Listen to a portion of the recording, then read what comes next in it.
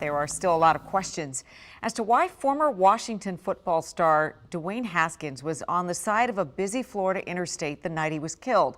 Tonight we're hearing several of those 911 calls that came in to dispatch, including one from Haskins' wife.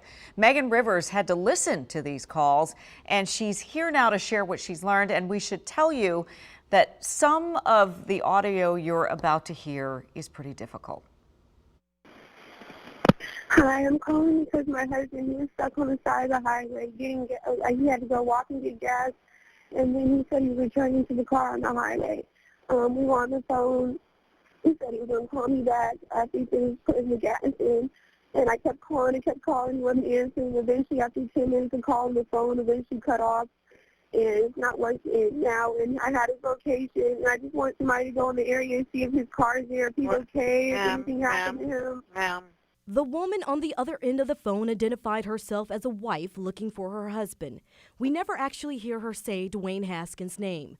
The dispatchers try to keep the woman calm. She gives them the last known address of where her husband was and says she's calling from thousands of miles away. I'm in Pittsburgh, Pennsylvania. I'm at home. We were on the phone. He was getting back, and he called me, and so that's just not right for him not to call me back and his phone to go dead, and he was stranded by himself. In one of the first 911 calls to come into Broward County Dispatch, you can hear another woman screaming by what she apparently just witnessed. Oh my God! What's the address of the emergency? Hello, 911. Oh my God! She's hysterical. Trying to hear you, and I'm in the middle of a 95. Eventually, she gains enough composure to share what she just saw. There was a man hit in front of me. I was traveling on the road, and I saw a dump truck hit the man. I'm on the right side of the shoulder, and he's like towards the middle of the Jersey wall. The calls continue to flood in. But let's go back to who we now know is the late Haskins' wife.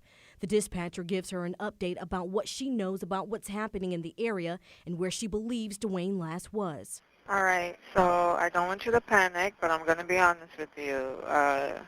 You do have an incident on the highway, but I can't confirm if that's your husband or not. After a brief pause, the caller asks for a description of the person, and dispatch informs her rescue is on the scene. It's then when she begins to panic, and as the call went on, you can hear her begin to pray. Please, forgive me, Lord. Please, allow me, Lord. You're the man of God. Please, Lord. Please, be a back to me, Lord. Please, I promise. When the dispatcher returns to the call, she informs Mrs. Haskins she cannot confirm whether or not it is her husband. But as the investigation continued, we learned that, unfortunately, it was 24-year-old Dwayne Haskins.